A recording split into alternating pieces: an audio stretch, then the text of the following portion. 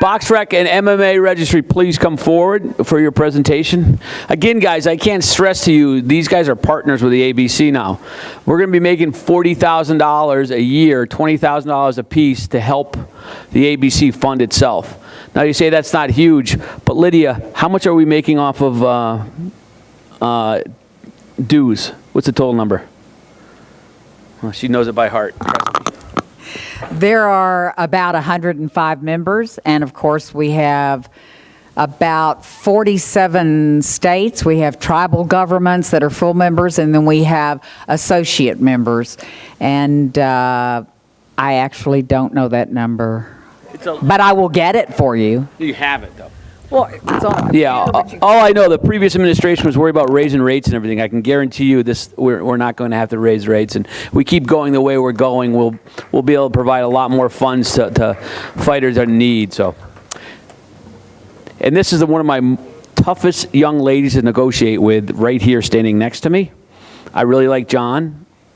Marina, she's tough. No, she's a sweetheart. I'm only kidding. Most of the time. Oh, she's close to you. Yeah, it's close. She's close. Yeah. Lydia and I are friends. So, Kirik was going to go first. Oh, there he is. Great. I get 5 more minutes.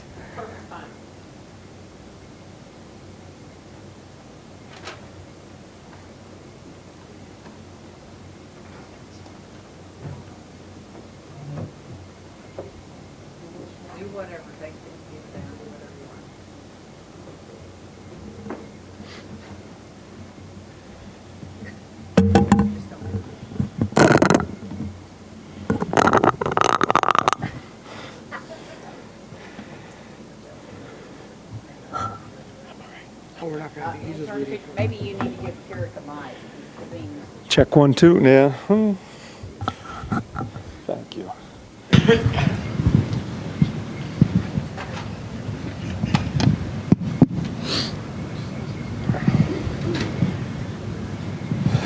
Apologies for the delay.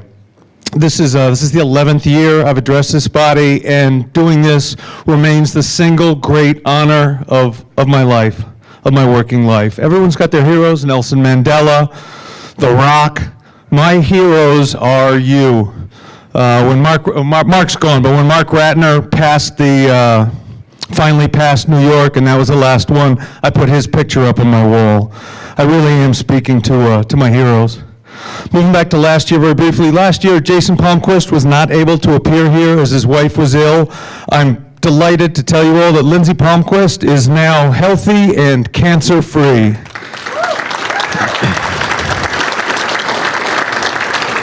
But Jay's twin brother, Chris, unfortunately is not here. On Saturday, I woke up at 6 a.m. to find a text sent at 4 a.m. It had 3 words: water broke, hashtag not making flight. As I was driving to the airport, I got a picture, and see if we can call him up. Welcome to the world. You can do it. Today. Well, maybe we'll pop the picture later. Welcome to the world, Zachary David Palmquist. Chris isn't here, but he sends all of you his warmest regards. I don't know. I'm now going to turn the floor to my friend, my colleague, and because the resort here gave us a room with 1 king bed instead of 2 queens, he's also my bedmate, Jason Palmquist. Thank you, Kirik. Just trying to get the slide back up. Do you want to help me real quick? I don't know why it won't go up. Just set this version. Is there another one open? Yep. Like someone else's slide?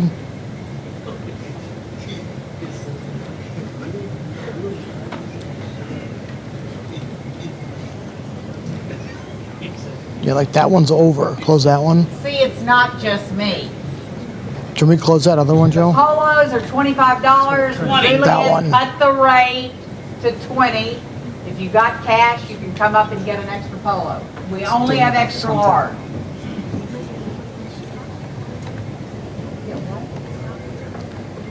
I would say skip it.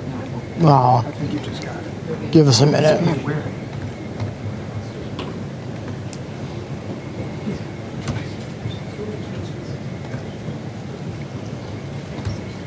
All right, there we go. Sorry about the delay. There's a picture of Chris's new baby.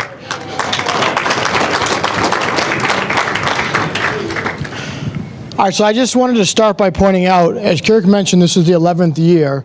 So when we go over the statistics, we do the last year, 2018. And 2018 was actually a milestone year for us and the ABC. We've been doing 10 years of record keeping with the MMA database. So all the data that I'm going to show in the next minute or so is all 10 years of data collected between the MMA records. Real quickly, there's a slide on how many IDs have been issued in the past 10 years. It's a little bit over 62,000 IDs have been issued since we started doing this. You can see kind of it's a downward trend, but the amount of people that are getting ID'd more often, and because the IDs expire every 5 years, so that downward trend is natural, and the number of bouts and events has gone down as well. So it's natural that it would kind of go to a downward trend. Next, and this is kind of a big part of what you guys at the ABC do, is fighter safety. You guys have issued 112,000 suspensions in the past 10 years. And that's kind of been pretty similar, kind of leveled. It kind of went up a bit there when we first started getting the hang of it. It's kind of leveled off and stayed pretty consistent over the years. Keep going with the stats. You can see there's been 13,442 official events in the 10 years since we've been doing this. It's also a bit of a downward trend. It's about, as you can see, it's decreased by about 25% over the past 5 years, the amount of MMA events that have been happening, at least official-wise. We don't keep the stats on the non-sanctioned events, but officially they've gone down about 25% in the past 5 years, and that'll kind of play in a little bit when Kirik talks more about the new fee structure. As the actual bouts, as we can see, it's always been, in 10 years, the amateur bouts have been more than pro bouts. And it also has seen about a 30% decrease overall in bouts, which means there's less events than there were 5 years ago, and there's less bouts on the card. So that's really kind of the boring stuff, kind of some of the numbers. If you want to see more about it, you can come talk to me later, and we can make the slide available on the ABC Boxing website for anybody, if Lydia wants us to do that so we can see it. But now I'm going to hand you back over to Kirik for some more stuff about updates and improvements to the database.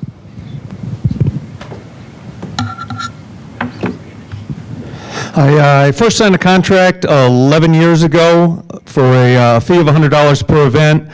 We tiered that in at $50 and then $75. Eventually, it reached the contract at $100. Took a few more years from adoption, and it's been over a decade. This is all happening during, as Chris explained, this is happening during a time where there's a decreased number of bouts. I have a lot of development costs. Not only has there been normal cost of living increases in the last 10 years, but if you talk to anybody who's in the web development business, the cost of web development has gone way, way, way up. And I reached a state where it was becoming very, very difficult to keep improving the system. And we're living in an age of technology where if you're staying the same, you're slowly sinking. And eventually the code that it's on doesn't work and everything falls apart. So without any alternatives, I reached out to Mike Mazzulli about a rate increase. Simultaneously, Mike was negotiating with BoxRec, my counterparts for boxing suspensions and records keeping, to John and Marina, and they are actual geniuses. People use the term genius, meaning you're really good at something. They are actual geniuses, and they're every bit as dedicated to their combat sport as I am to mine. John stays up every night until 4 a.m. in England because that's closing time in California. Between the two of us, or between the two teams, you really do have people that are completely dedicated to combat sports. So I started negotiating with Mike. Mike may have some rough edges. To his eternal credit, he is not a political animal. Unlike a politician, Mike will tell you exactly what he thinks. But there is no one that I would rather negotiate with. Mike is a good person. Mike is a brilliant regulator. And I know in the end, whatever he's advocating for will increase fighter health and safety. And that's the point of my life's work and yours. So Mike, John, and Marina, and myself kind of intercontinentally negotiated a revised fee structure. I had initially come to Mike saying I needed $200 per show. He revised that down to $150, but that didn't work for everybody, and we came up with what I think is what I know is a near perfect alternative. Instead of a flat $100 per card, it's going to be $15 per bout, because MMA cards very often have more fights than do boxing cards. The MMA per bout fee caps at $195 or 13 bouts, so if your promoters have 18 fights or 23 fights, it caps at $195. And for the bigger shows that are either broadcast nationally on television or streamed behind a paywall, there's an additional $100 fee.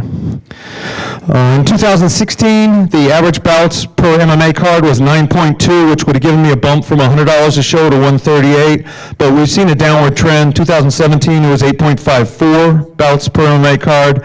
2018, it had dropped to 8.43, so on average, that gives me a bump from $100 to $126, and that is enough for me to continue trying to develop this system. And additionally, and this was huge, Mike impressed upon me the absolute 100% need for the ABC to generate more revenue. The ABC has enormous responsibilities and is woefully underfunded. Mike thought an additional $40,000 a year would allow a lot more. And he wanted that figure split more or less evenly between BoxRec and myself. We worked out a slightly different revenue structure for BoxRec. Of the $15 per bout fee, $5 of that goes to the ABC. The $100 broadcast and streaming fee they keep. For MMA, the $100 broadcast and streaming fee is going to be split 50-50, and we ran the numbers, and it should generate about $20,000 from each of us. So on the one hand, you've got a situation where BoxRec and myself don't have the resources to continue developing, and on the other hand, you've got a situation where I have the resources to continue, John and Marina have the resources to continue, and promoters have a sliding scale where if they have a very small card, it may be even less than they're paying right now. If they have a larger card, it's going to be more butts and seats, more revenue, they can pay a little more, and if they're on television, they pay a little more on top of that. It really is a win for everyone. And with that, Marina Sheppard, I believe, is going to come in and talk about records keeping from the boxing perspective. If there's any questions. Really quick, I just want to say, guys, for the small shows, I have a ton of small shows, like a lot of you guys have. You're going to see the average is, what do you say, 8.3 some, who the hell knows? Let's say 8 bouts. You're going to see increase of $26 an event. So my theory was with the board of directors, because it wasn't just me, Cowboy even helped, believe it or not, and Brian. If the promoter can't pay an extra $26, maybe you shouldn't be promoting. And I'm not trying to be a wise guy. I'm just trying to tell the truth. It's $26. Yeah. Well, actually, this is the best thing. They haven't gotten to it. They're administrating it themselves. So on a quarterly basis, they send us a check to our bank account. We don't even look at it. Yeah, well, it's interesting. That's going to be done after the event occurred. After the event. Because the nice thing is in Fight Facts, remember, I'd order 35 different Fight Faxes and get billed on all of them. No, we're getting billed on bouts. So you have 8 bouts, you're going to get $15 per bout, the promoter's going to get billed. That's it. And then you can look at 75 different BoxRec numbers. Usually, all of a sudden somebody falls out, you're like, oh man, I got to get another Fight Fax. Well, not anymore. You look at BoxRec, and we're not getting charged for that. So there's something there too. I never even thought about that. You ordered Fight Faxes 20 years ago, and you were paying for each one. Not anymore. It's all online. So with that said, I'm going to let Marina speak because she's next. But these guys have been doing it for free. They've been doing it for. I know there's a lot of people sitting in the audience that pays for Fight Faxes. I hope this is going to stop it, because promoters aren't going to want to pay for both. They're not going to want to do it. And we're going to be able to fund ourselves as well as BoxRec. That was you. Just one question. Last year we spoke about a checkbox for fighters that missed weight, so we could see that in the system. It was never implemented. Do you know when? Cristiano, I can follow up with you later on Okay. it. I'll have to talk to Chris and double check, Okay. and I'm sure it's something we can get implemented pretty quickly. Thank you. That is something that's implemented in, at least for some commissions. So it may be a matter of turning the right switch. Okay. But that is something we took seriously and I believe did implement. Okay, thank you. Really quick too, guys. These guys also run our website as well. So all the changes, everything we do, I send something to, not anymore, but when I would send something to Jason, Jason took care of it. And he was on it, always on top of things. So that's another, to administer a website, how much does it cost usually, guys? $75 an hour, webmaster. I mean, you know, so yeah, I mean, it's such a great deal.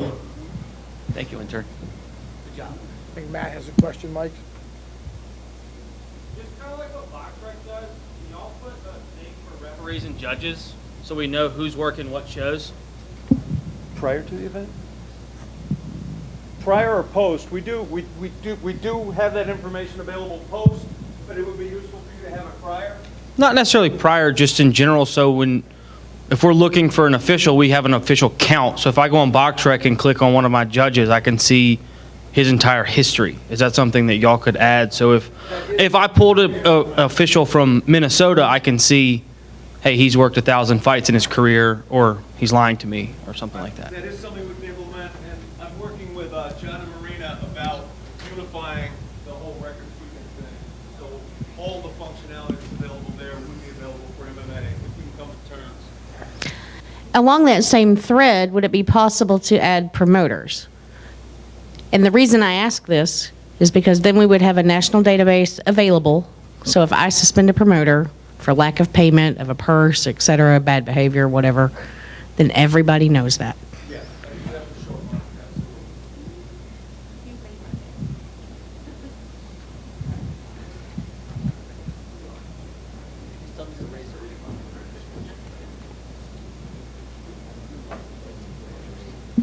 Thank you. I have a question regarding the mobile side. If you're using it on your phone, we all travel a lot. We don't have our laptops on us all the time. A lot of times you're looking up records while you're traveling, when you're on the plane somewhere else. Now, it's not showing weights. It's not showing any commission notes on any of the profiles. Not suspensions either. Any chance that could be implemented anytime soon? Yes, it should have been. About 36 months ago, we went to mobile. That information should have been there. It may be platform specific, that it's not working. I have a terrible memory. He's smart. He's going to be taking notes on that, and absolutely you will see that within 60 days on the outside.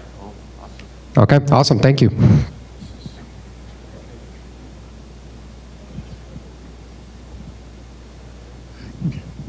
In Virginia, we do not have control over the amateurs. We've talked a couple times about money that was billed to the state that should have been billed to the amateur sanctioning organizations. How can something be put on the website that would allow us to see which promoters have paid the fees for their shows prior to the shows? Yes, absolutely. That's something we could implement using technology very readily, and it's also something you and I can just do on a person-to-person basis if you want to reach out to me. But absolutely, that's something we can implement fairly easily. Smart guy, can you take a note? If the promoter, if you see the event in our database before the date of the event, that means they paid the fee. They can't put it in there without paying the fee. They have to go through the process of putting their event information in there, putting their details in, where the event is, who's sanctioning it, et cetera. and then paying their fee. The only time sometimes sanctioning bodies' results will end up in our database is after the fact. They say, here's the results, will you post them? They're not official, but obviously they're not official according to the ABC, but they're in there for fighter safety, just so those results are recorded. But if that event is in there prior to it occurring, they paid the fee. They can't get it in there without paying the fee prior to the event occurring.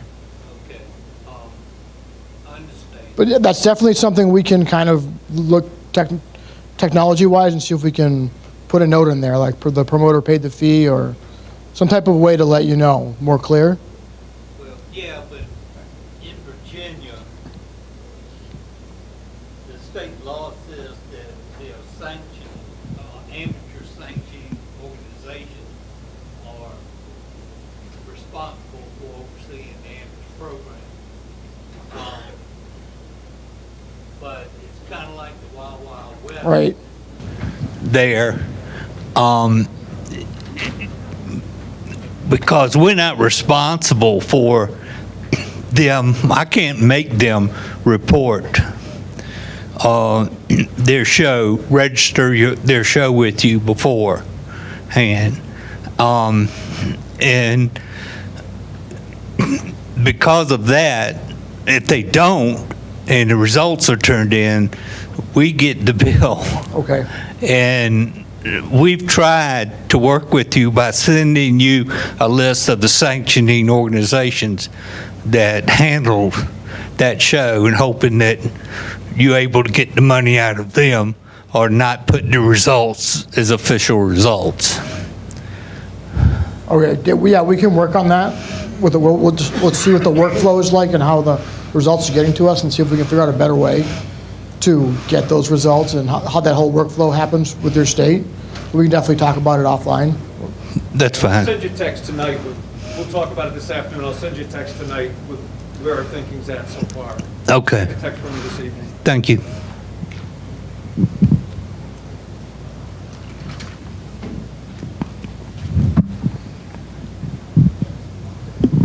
I apologize. My request to you apparently is already on your website. I just found it.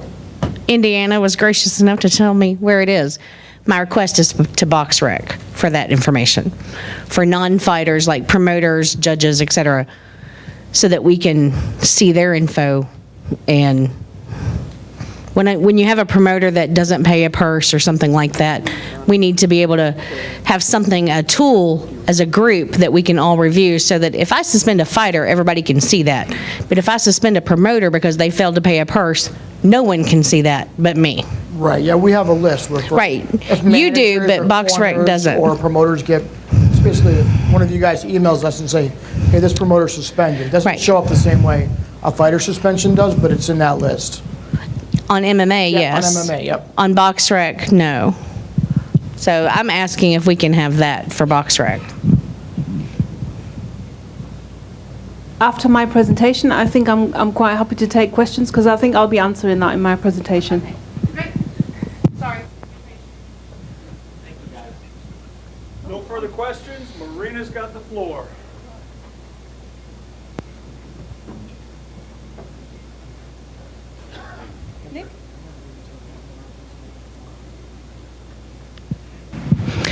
Hello. Kirik is a tough act to follow, and you all know I get really nervous, but give me 2 minutes and I'll get into it. So thank you very much yet again for having us. It's been a great year. We've done loads of changes, so there's lots to go through. And it's been a really great year for us. We've had a lot of cooperation, goodwill, and good ideas, good feedback, and compliance from everyone in the room, and thank you very much for that. But we also do our part, so I put it up there every year just to make sure you know that we signed a contract and we adhere to that contract. When we report on a year, we always report from the end of June to end of June. So for this year, so end of June 2018 to end of June 2019, I've put you there the number of events and the number of bouts. There has been a slight increase of 15%, so the black bit is the USA, and the red, the rest of the world. You don't need to take any notes. I will be emailing out the handout after the presentation, so you will have those numbers in writing. And what I think, and why I want to thank you, what I think is great and what I want to thank you about is that from those 4,088 events, bouts and 605 events, half of that information has been input by you and by your matchmakers, so it proves that you're using the system a lot more than you did 12 months ago. So we're all going forwards together. These are the statistics on the new boxes and officials, and it's not significant. There's a slight decrease in referees and a increase in judges. This slide, I put it up there every year, and this year we decided it's pretty much the same for the hardest working officials. So if you compare it to the last 5 years and we go forward and backwards, it's quite similar.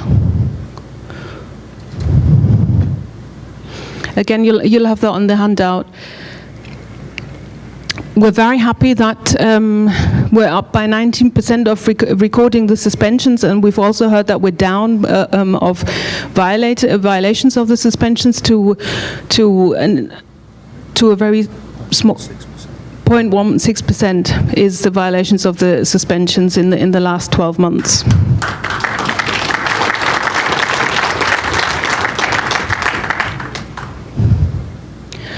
And we have updated the system, so the suspensions are now multi-sports. These are the most common days. We talked about maybe thinking about changing some of the days. I mean, whether we could unify 30 and 31 days, but the number or how you give out those suspensions hasn't changed in the last 12 months. It's still the same. So last year there were some requests from you. Well, there were lots of requests, and there always is. But one of them was HTTPS, and I'm happy to say that with the huge rollout that we did last week, we went to HTTPS. So some of you have got Windows machines, and they give out warnings and say you're not safe. Well, you were always safe with us, but now your computer also thinks so. We feel that the weekly compliance report that we send out to the boxing registry has helped a lot with compliance. So we state which boxers have boxed without a federal ID by state, the suspensions and the violations, and the delinquent events reports. And we think that has made exceptions reduced. This is what a report looks like. This is just an example report of the week of a week in April. And then it says summary, current suspensions 1,633, and current federal IDs 4,802. We also started sending out automated emails because people didn't like being singled out in the report afterwards. So what we thought is we tell them before when they have, that's a courtesy notification, when they have boxers on the schedule that haven't got a federal ID in the system. But we also automated the system where a commissioner can online approve about or disapprove about, and then the matchmaker gets an email. So you don't have to talk to each other on the phone or send out an email separately. This is an example of a courtesy email, which you can stop, so you don't have to receive them if you don't want to. If you don't want to receive them, you just click on your name on the top right and get to your details. And you can change your preferences there. I would also always advise to click on display the ratings, because then you will see the points of a person and the development over the history. I think one of the biggest changes that you've seen last week is that we didn't only put kickboxing live a year ago, but we've all integrated it now into BoxRec, and we've put multisports live. So multisports is pro boxing, amateur boxing, pro kickboxing, amateur kickboxing, pro Muay Thai, amateur Muay Thai, World Series of Boxing, and bare knuckle boxing. So before like for example, you were putting in kickboxing stuff, but then the public wasn't seeing it, so the fighters don't like that. And the multiple sports options are available for the record keeping, the schedule, the suspension, and the licensing. And as I said, the multiple sports are now public, which means that every user can see the record. And the career records are grouped by sport, so that if a fighter has started off with amateur, then went to pro, done a bit of World Series of Boxing, you will have three buttons to press up there, and the end one will say all sports, so you can see the development of one person over time. This is an example boxer. So on the top is what I was just saying. You can click on different tabs to get different records. Then with the API that we've got with the MMA database going, you can click there and go directly to his MMA record. The suspensions are now multi-sports, so that the MMA suspension is noted on the bottom, as well as the pro boxing and the Muay Thai suspensions.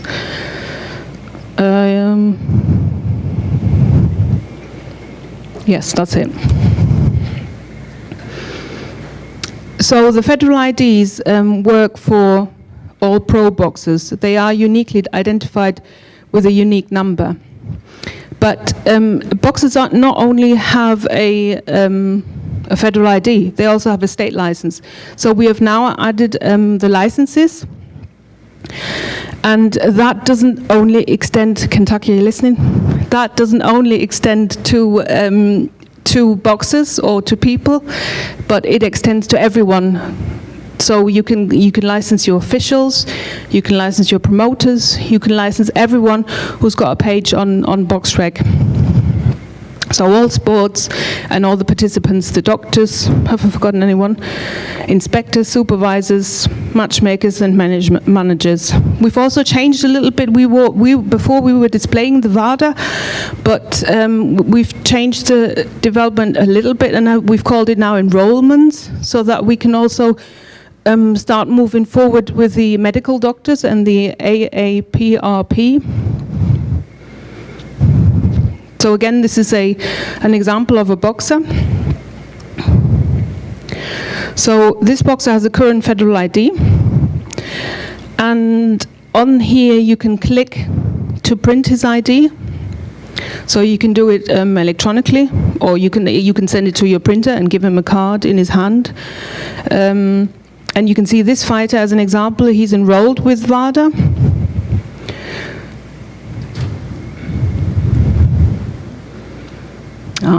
I wanted to go back. So just let's pretend that Mickey Garcia is a promoter. If you have the license there, and you could click on the license and just add a license. And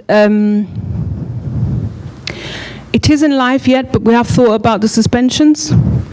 So we will talk about that more, but I think it would be easy to do, and I think it would display in the same way. So you get an orange sign on the top saying that this person is suspended. I think you then again need to make the difference between the administrative suspension and a different suspension. Well, I don't see a promoter. There is a difference. Oh, of course. Yeah. And we're not a debt collection agency, so it has to be used responsibly. Well, yes. So you would put the reason for the suspension on there, and then it would be somebody. We're not saying that person can't do something. What we're saying is that we put our information. Our strong point is putting our information. We don't make the decisions. We just show you what there is to do. So a lot of you say, oh, and what if I could do this, and what if I could do that? And that's really great. We want to know how you work. So it is our mission to make your life easier, to make your work faster, and to make the workflow go well. So we would like you to keep talking to us. That's my my mobile phone number on there. This is an American number, but it goes to my mobile phone. So please don't hesitate to use it. And it doesn't matter what time zone you're in, because when I'm sleeping, the phone's off.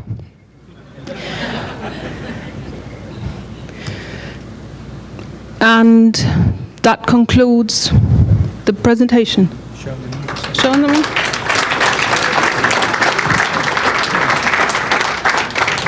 And I do apologize. I will work on my public speaking. I'm much better one-to-one. So I do invite you. We're here all the time. We're here at the back because we want to show you what we do and how we do it. And it's a lot easier for me to do it one-on-one. And I guarantee you will learn something about the system that you didn't know before.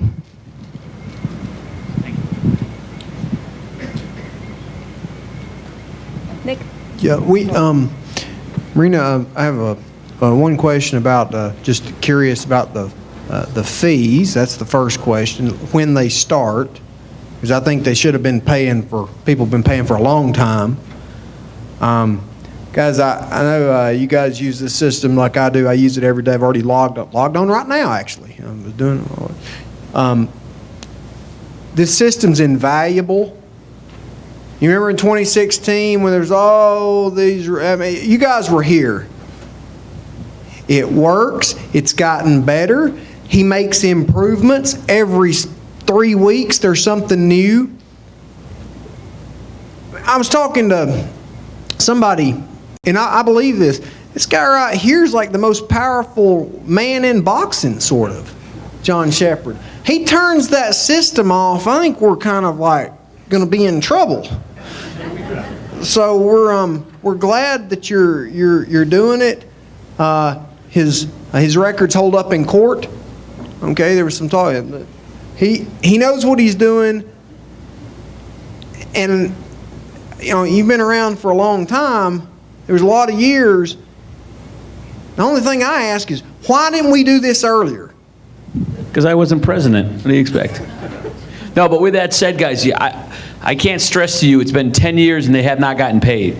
Been 10 years and they haven't gotten paid, and they've been working here. They came to every convention for years and years and years until 2016 when we decided to swap.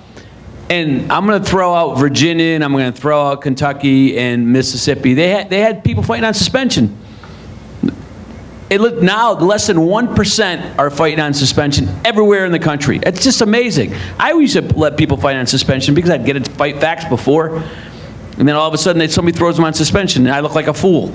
So now you can't deny this is the best system we've ever had, and the people sitting at home not at this meeting can't deny it either.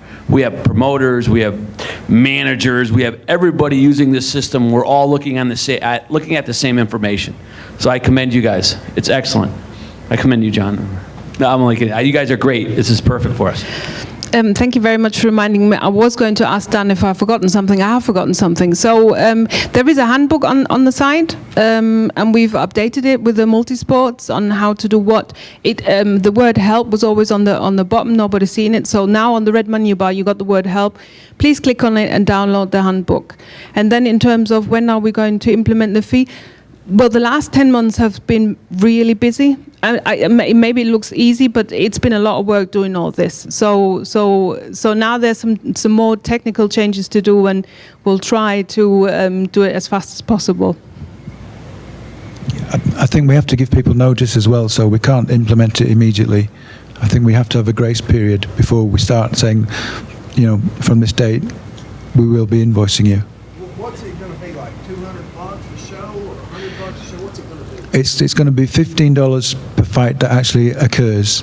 So if you got a small show with 4 fights, it's $60. If you got a big show with 10 fights, it's $150. Quick question. I thought I saw the second highest number of suspensions were indefinite suspensions. And I think it was on one of the maybe second, third slide. So my question is, is there any way of knowing, or do you have any idea on the indefinites? Yeah, see, they're the 614. How long those actually are on an average when a fighter is, when the suspension has terminated by the respective commission? Well, a lot of commissions. Richard, I can calculate that and get it to you. I was just curious because it's the second largest number is indefinite. Yes, but anywhere from what commission 45 to a year, 2 years. Yeah, but what commissions will do is they say, I'll put you on indefinite suspensions until you prove to me that you're healthy enough to fight again. So that's the reason for the indefinite. It's not. I understand that. Real clear on that. I was just wondering, on an average, how long indefinite suspensions are. Yeah. Yeah, it's a good question. I don't know. I'll calculate it and I'll let you know. Thank you. Thank you for the snap. You're welcome.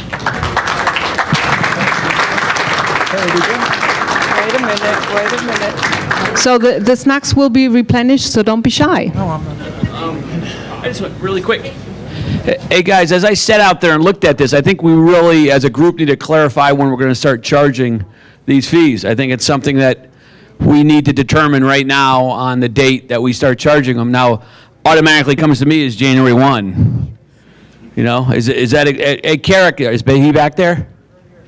Is January 1 good for you as well? Or you, I mean, Whatever works for you works. does anybody have any input on this? Does that reasonable? Everybody feel, Kim, does that reasonable, January 1? Does anybody care? Is that all right with you? All right. So we just put it on the record, Cowboy, that... On the record. On the record. You like that? I'm an attorney now. On the record, January 1... No, I don't want to be. January 1 is when we begin charging fees. What's that? Somebody's saying October 1st. Well, I don't think these guys are ready. That's my concern. I'll do it tomorrow. It doesn't bother me, but... Why don't you have BoxRec tell us? Yeah, when are you guys ready? Turn it on when you're ready. We don't care about notice. You know, I think at least a 30-day notice to the promoters is October- sufficient. But October anything after that, you guys tell us when you're ready. You gonna go October 1? Yeah, October. Well, my birthday's September the 5th. So.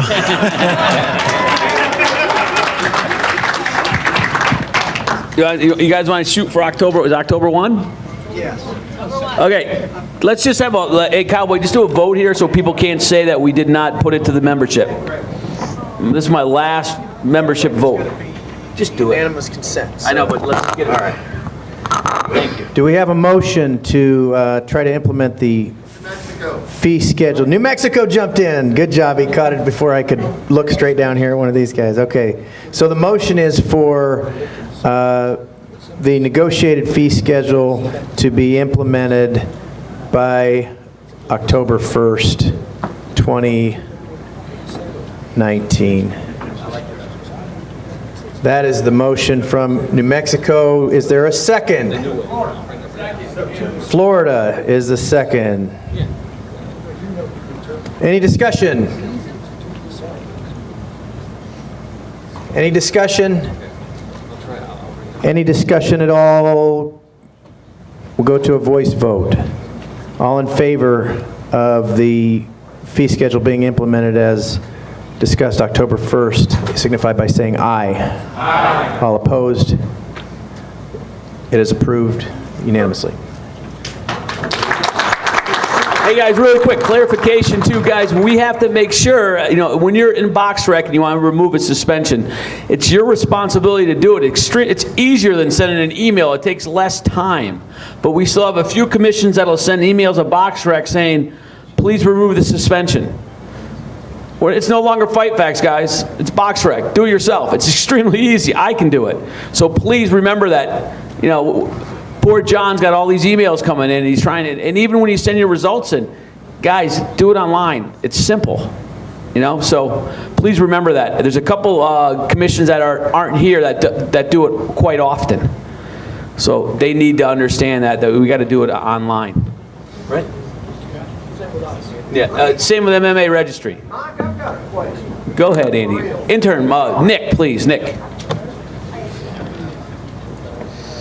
So when we send in results, John, like, you know, sometimes I get them to you on the weekends, okay? And I send them to you, but I'll copy one of the staff on it, you know. And sometimes I notice you go in there and put it in real quick before my staff ever does it. I don't know if you're even wanting these results like that anymore, or should I just send it to the staff? I'm not trying to get you to do the work for us. It's just the office is not closed until Monday morning when the staff can do it.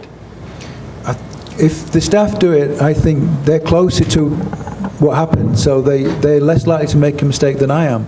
So from the point of view of accuracy, it's much better that the nearest person to the event puts the results in. But I don't like seeing scheduled next to bouts that have taken place, so I can't help myself. I have to put the results in. So do you even want the reports anymore?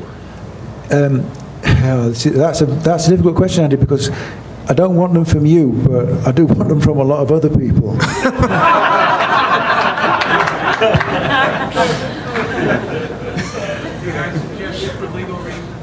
Well, look, I'm going to keep sending them to you, but give me a couple of days if it's on the weekend, because the staff will. I'm not trying to get you to do my work. We'll do it. It's the office that, you know, they're not getting there until Monday morning. If everybody would put their results in, and once they put them in, you click PDF and download the PDF and email that to us, and then we've got an audit trail, and we can say this commission sent this official report on this date, and then we can lock it down, and everybody's covered. I think a lot of people don't understand why they can do everything on the system, but then they still have to click PDF and send us a report. And I think Pat English and I agree is that we still need reports, so that then later on, if there's a question, we can go back to the report for you know, common sense as well as legal questions.